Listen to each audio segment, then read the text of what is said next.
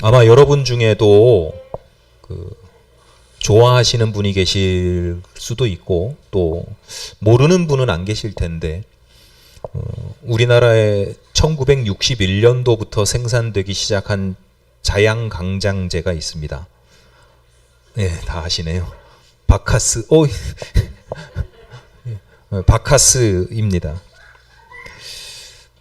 바카스가 성공할 수 있었던 가장 큰 이유로 손꼽히는 게 그 당시의 시대 상황입니다. 60년대, 70년대 이제 노동 집약적인 산업 구조이다 보니까 요즘이야 120시간 근무, 80시간 근무, 40시간 근무 이런 식으로 따지지만 그 당시만 해도 야근이나 연장 근무, 잔업 이런 것들이 그냥 당연하던 시대였잖아요. 노동자들이 잠을 깨야 되고 또 피로는 풀어야 되니까 밤에는 일 끝나고 밤에는 소주 마시고 그 다음에 일할 때는 소주를 마시질 못하니까 바카스를 마시면서 이제 노동을 했는데요. 아이러니한 것은 이 바카스라는 이름이 유래가 있어요. 로마 신화에 등장하는 신의 이름입니다. 그 신이 바커스 이렇게 바쿠스 이렇게 이야기하는데 그게 술의 신이에요. 참 어이가 어떻게 보면 대단한 거죠. 우리나라 사람들 밤낮으로 저런 술이나 술의 어떤 그런 힘을 의지해서 살아야 했던 그런 힘든 삶을 살았다고 볼 수도 있고요. 오늘날도 크게 다르지 않습니다. 피로에 지친 그런 분들이 많지요. 이런 말씀 드리려고 한 건 아니고 그냥 서두에 그냥 분위기를 환기한 거고요. 바카스가 요즘에는 동남아시아에 수출이 되고 있대요. 왜냐하면 이제 우리나라 6, 70년대하고 산업 구조가 비슷한 곳에서 이게 또 효과를 보는 겁니다. 그래서 제일 많이 캄보디아 같은 곳에서 많이 인기를 끌고 있고 최근에는 베트남에서도 인기를 끌고 있는데요. 베트남에서는 인기를 끌게 된 계기가 하나 있어요. 이 바카스의 광고 모델로 베트남 축구 대표팀 감독인 박항서를 기용한 거예요. 그래서 음료 캔에 박항서 감독의 얼굴이 새겨져 있어요.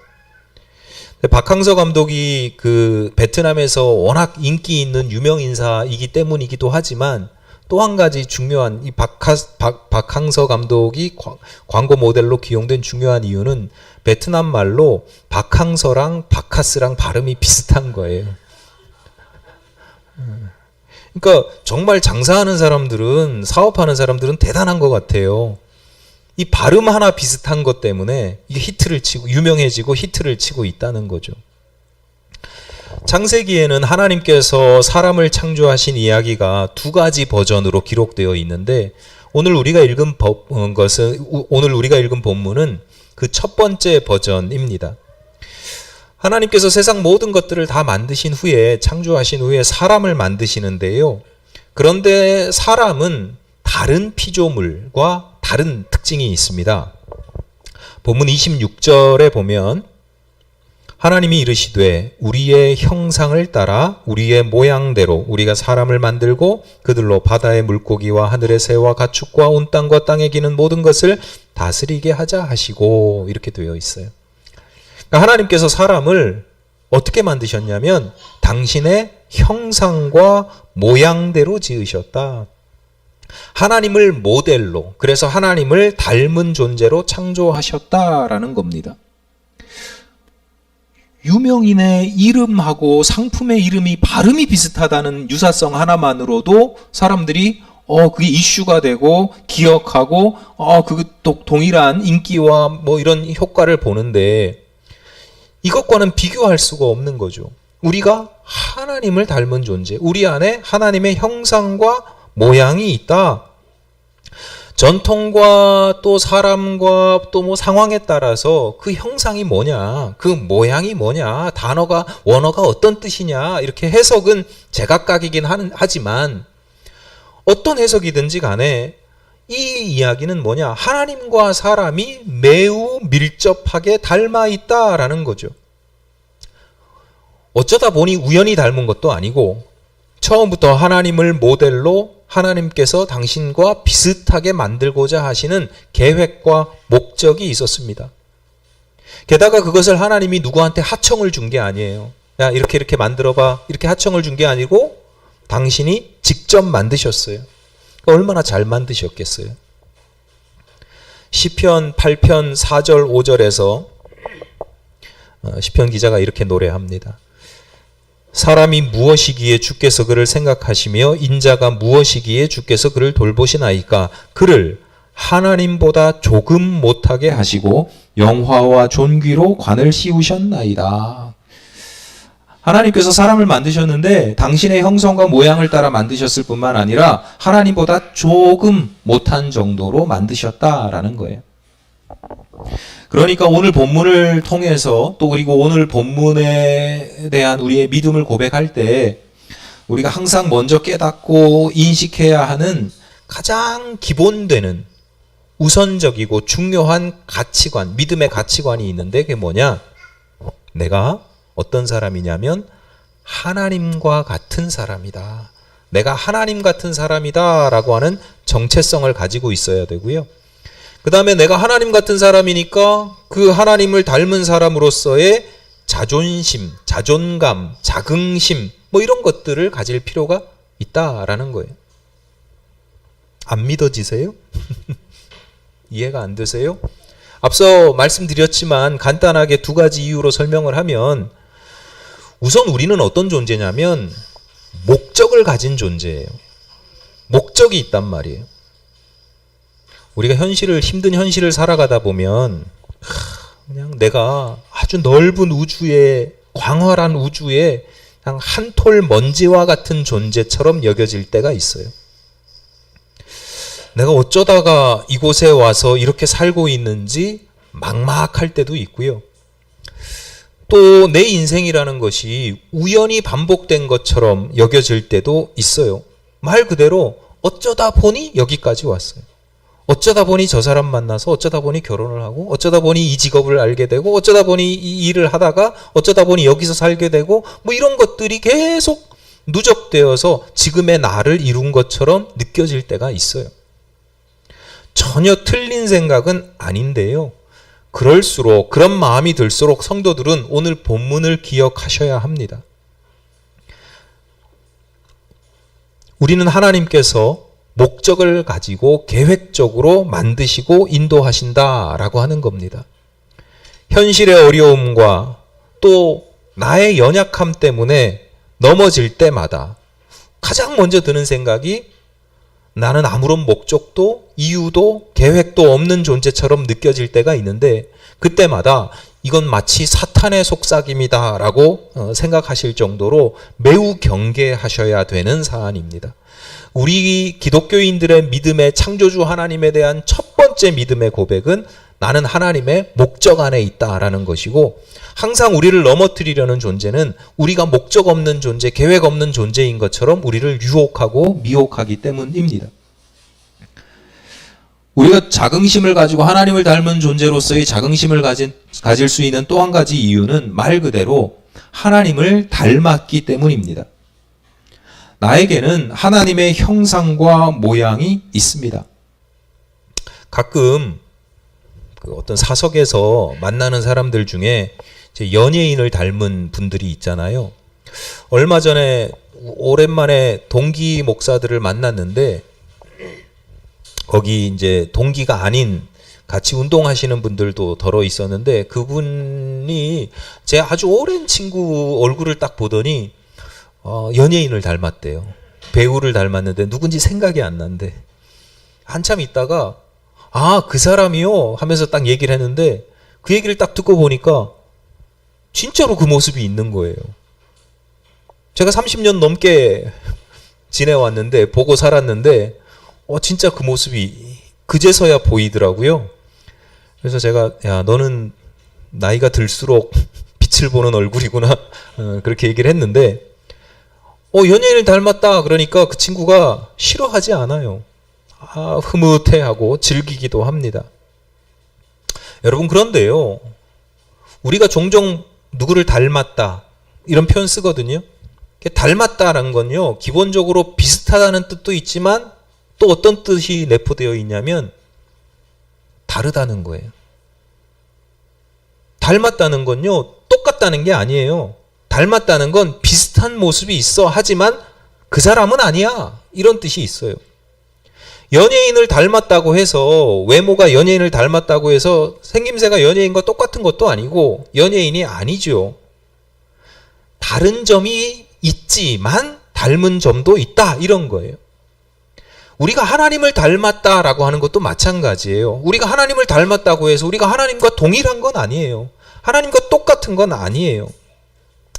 오늘 본문이 창세기 하나님께서 사람을 창조하신 이야기에 대한 첫 번째 버전이라면, 창조 두 번째 버전에서는 하나님께서 사람을 만드시는데 뭘로 만드시냐면 흙으로 만드시죠. 먼지입니다. 먼지. 그리고 그 흙으로 빚으신 다음에 그 코에 당신의 호흡, 생기를 불어넣으셔서 사람이 되게 하셨어요. 그러니까 사람에게는 하나님의 호흡, 푸뉴바라고 합니다. 하나님의 호흡, 하나님의 생기가 있어서 하나님을 닮은 존재이기도 하지만 또 한편으로는 우리에게는 흙, 먼지, 재 이런 요소도 분명히 있는 게 사실이란 말이죠.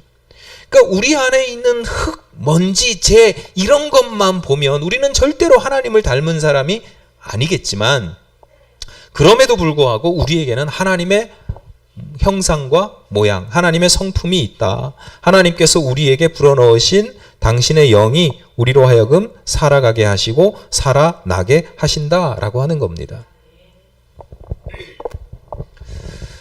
다시 말씀드리지만 성경은 이렇게 말씀을 하지만 우리가 현실 사회를 살아가다 보면 실패와 좌절을 경험할 때가 종종 있잖아요. 특히 경쟁 구도가 굉장히 심한 현대 사회에서는요, 1등이 아니면 그 다음에 2등, 3등, 4등, 10등, 상위권 뭐 이렇게 얘기하지 않아요. 1등이 아니면 다 패배자예요. 1등 말고는 다 패배자 취급을 받아요.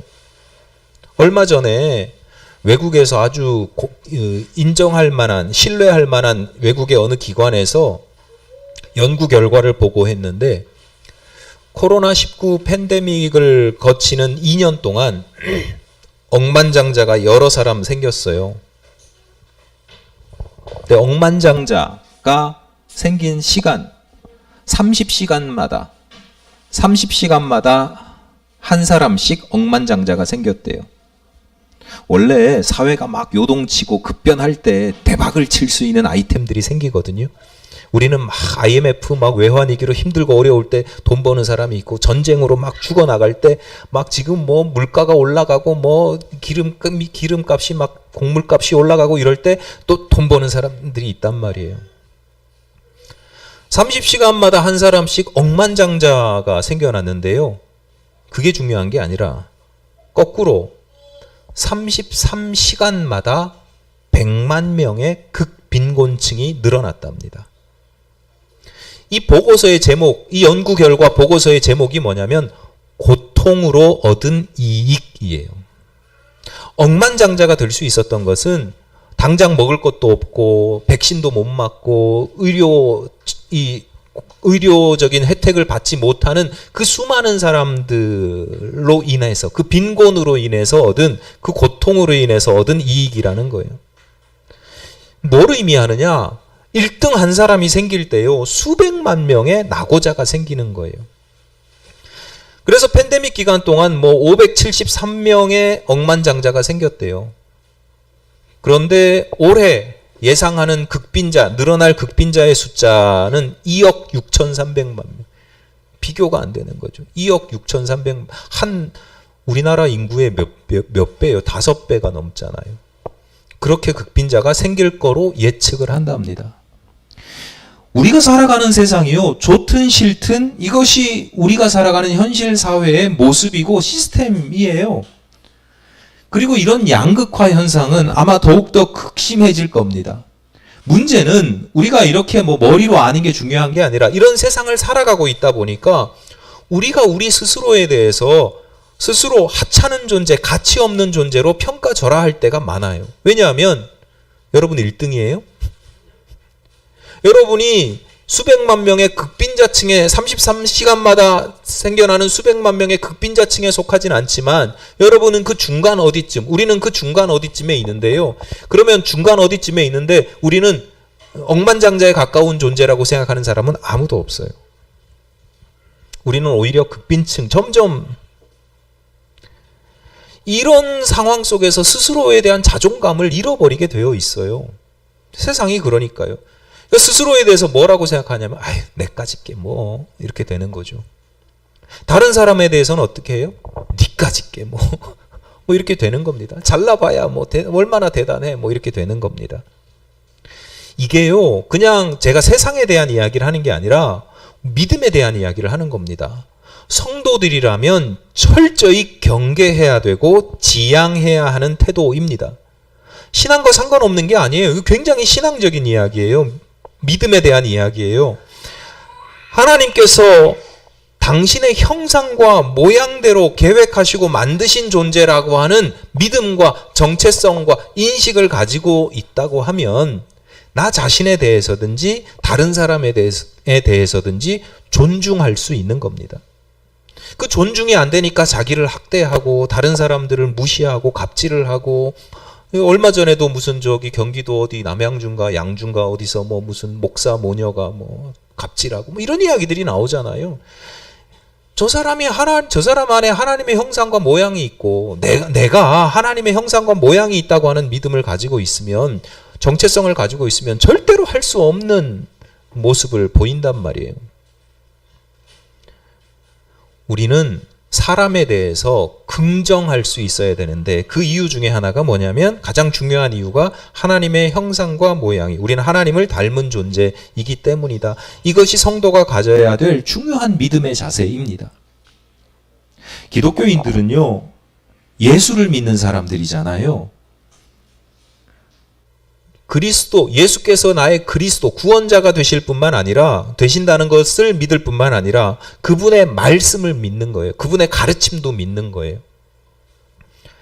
그런데 공생의 기간 중에 예수께서 가르치신 아주 중요한 교훈, 가장 중요한 교훈 중에 하나가 뭐냐면 우리 스스로를 긍정적으로 여기게 하시는 거예요.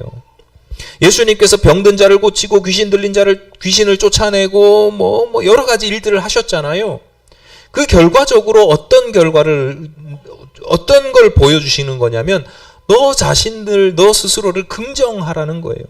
예수님께서 병든 자 고쳐주시면서 자주 하셨던 말씀이 뭐예요? 야, 내가 내 능력으로 너 고쳤어 이거예요? 네 믿음이 너를 낫게 했다. 네 믿음이 너를 구원했다. 계속 예수님은 우리로 하여금 스스로를 긍정하게 하셔요. 목자 없는 양과 같이 유리방황하는 백성들, 도대체 내 삶이 아무것도 아닌 비참하기 짝이 없는 그런 인생들에게 당신들은 하나님의 백성입니다. 하나님의 자녀들입니다. 그렇게 가르치셨어요.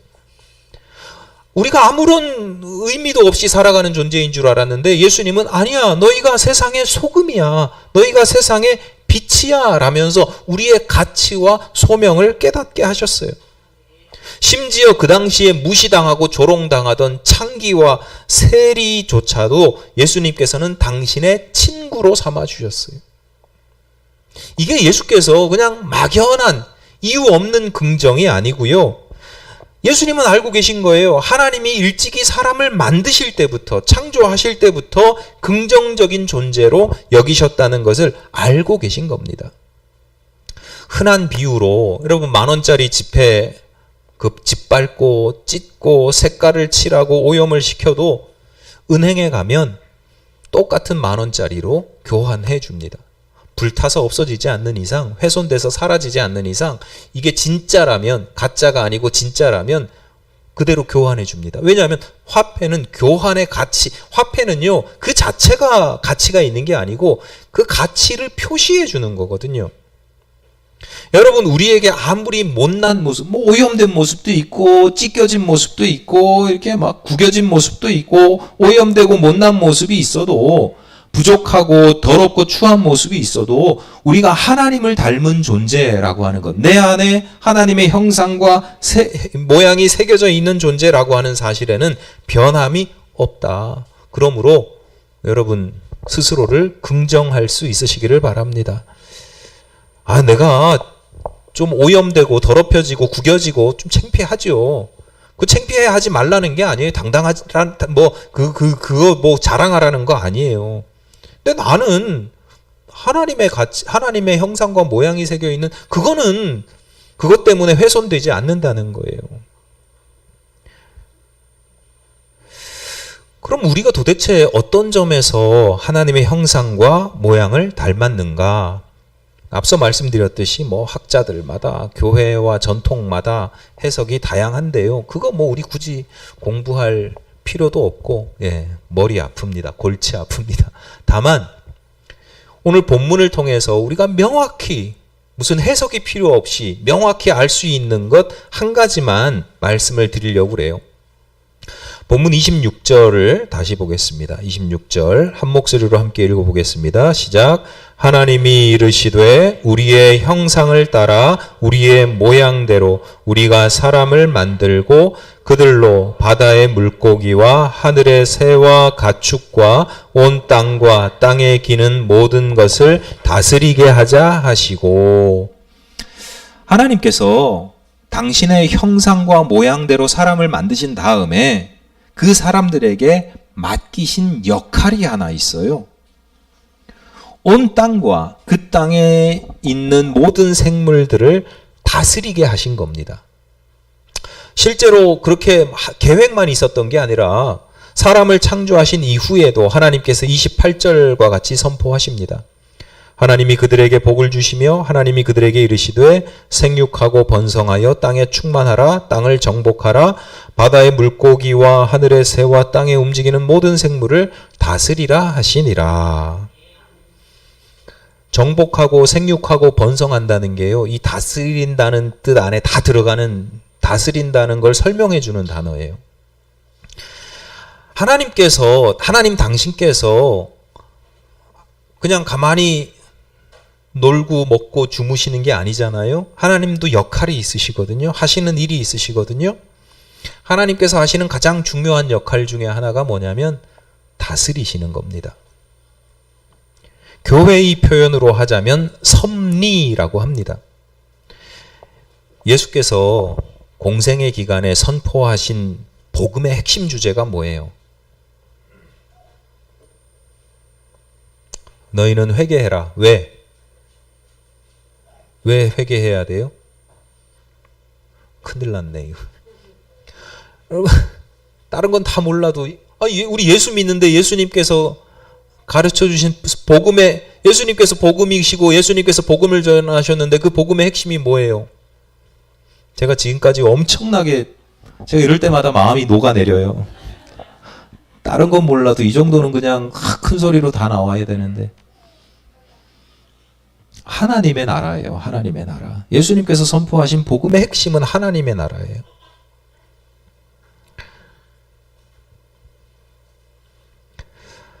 하나님의 나라라고 할 때 그 나라를 뜻하는 원어가 바실레이아인데 이거 그냥 왕국으로 번역이 돼요. 왕국으로 번역되니까 하나님의 왕국, 하나님의 나라 이렇게 번역을 하지만 그 단어 왕국, 바실레이아가 가지고 있는 핵심적인 뜻이 뭐냐면 다스린다는 거예요.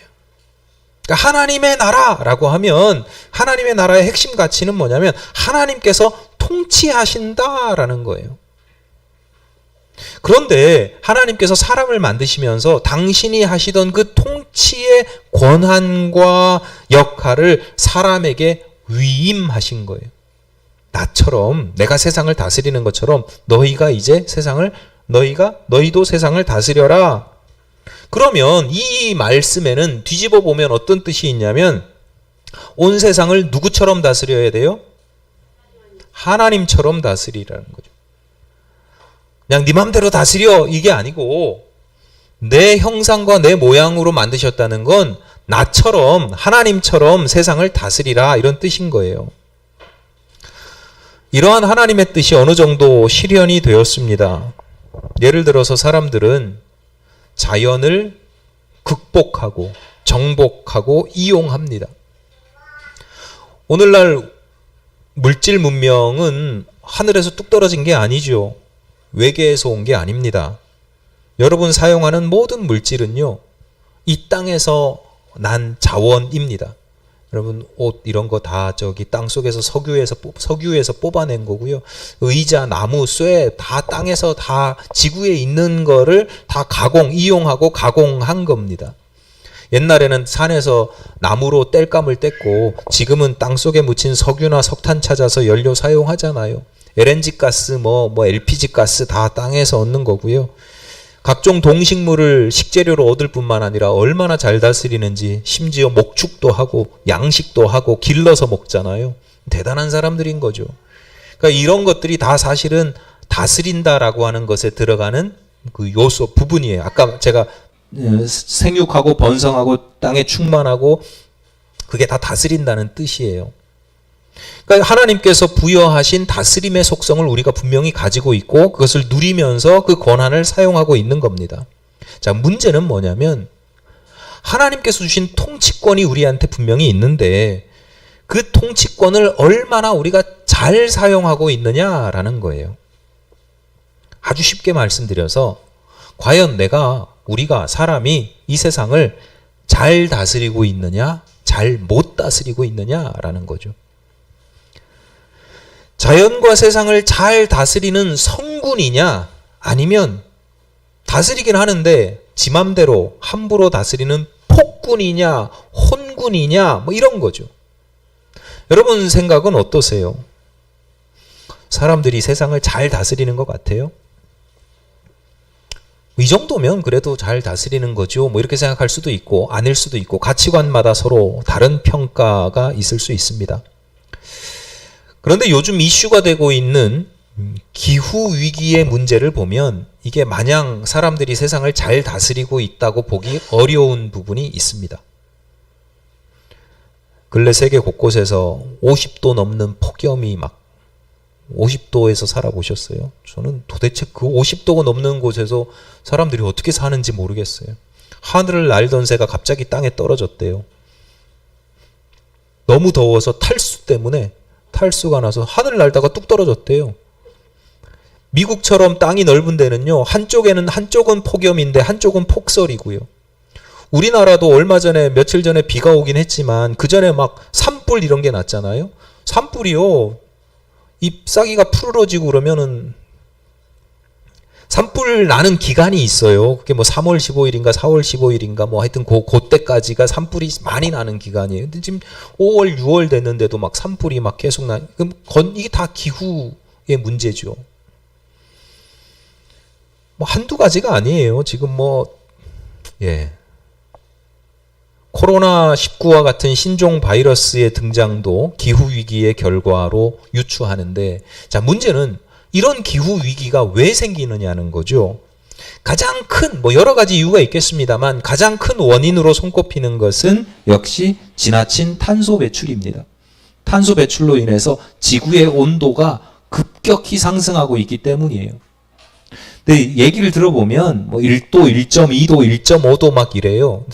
그 정도 평균 온도 1.5도 아무것도 아니지 이렇게 생각하기 쉬운데, 여러분 이번에 코로나 겪어보셔서 아시겠지만 사람 체온이 평균 35.9도에서 37.4도 이 정도 사이를 왔다 갔다 하는데 거기 1도 올라간다고 생각해 보세요.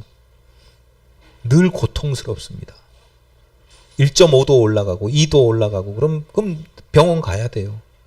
떨어뜨릴 수 있으면 좋은데 못 떨어뜨리잖아요. 문제가 있는 거예요. 어디에 염증이 있는 거고.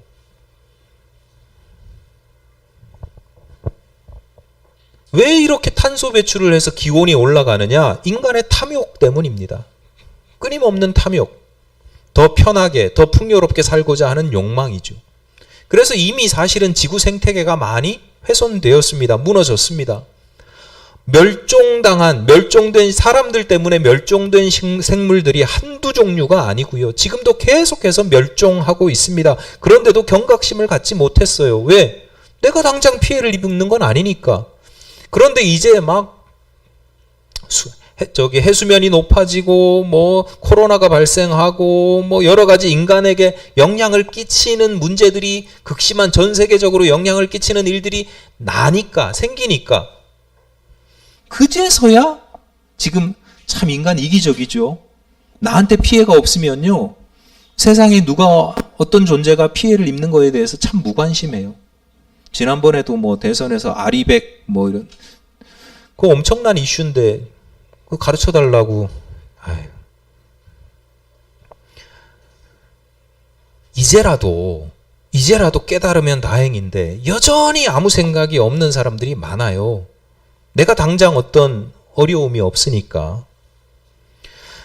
잘 다스린다라고 하는 건 그 통치권 안에 있는 모든 존재들이 모두 다 함께 조화를 이루면서 서로 잘 살게 하는 것이 잘 다스리는 거예요. 힘이 있는 존재, 힘없는 존재 늘 있죠. 그런데 힘이 있다고 해서 힘없는 존재를 억압하고 착취하고 이용하는 건 그건 잘 다스리는 게 아니죠. 그건 폭군 정치입니다. 인류는 산업사회를 거치면서 자연을 지나치게 억압하고 착취했습니다.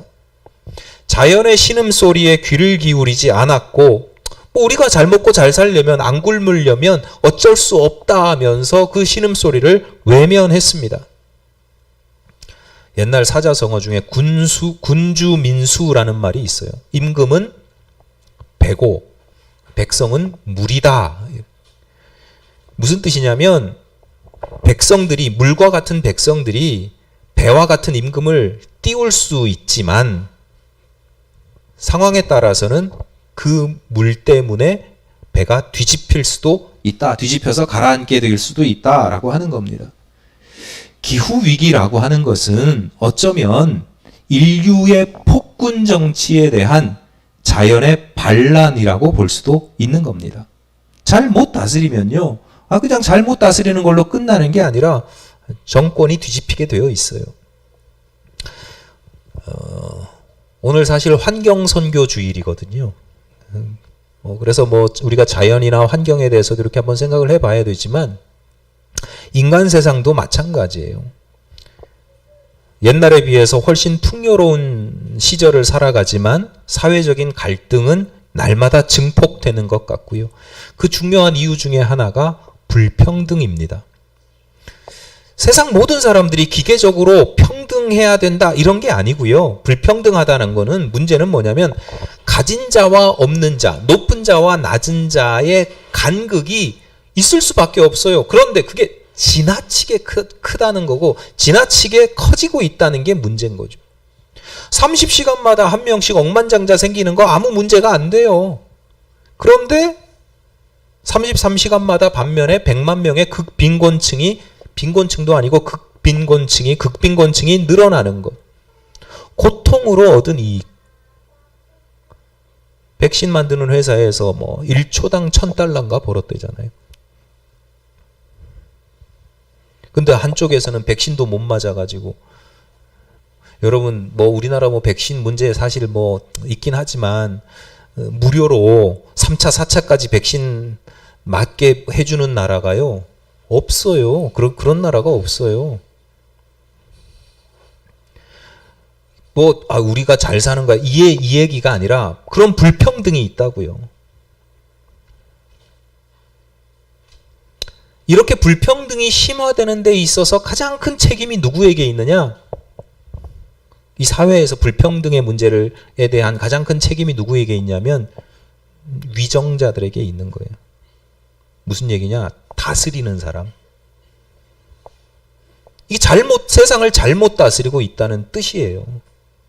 다스린다는 건 뭐냐면 A와 B 사이에 갈등을 중재하는 거예요. A가 B를 너무 괴롭히면 야 조금 괴롭혀, 적당히 괴롭혀. 이걸 해야 되는 거예요. 너 A하고 B하고 알아서 할 일이지. 우린 신경 안 써. 이건 다스리는 게 아니죠. 뭐하러 존재해요? 잘 다스린다라고 하는 건 그 중간에서 중재를 잘하고 잘 있게 지내게 하는 게 그게 잘 다스리는 거란 말이죠. 여러분 이게 뭐 무슨 정치인에 대한 이야기고 자연에 대한 이야기고 나와는 아무 상관없는 거예요?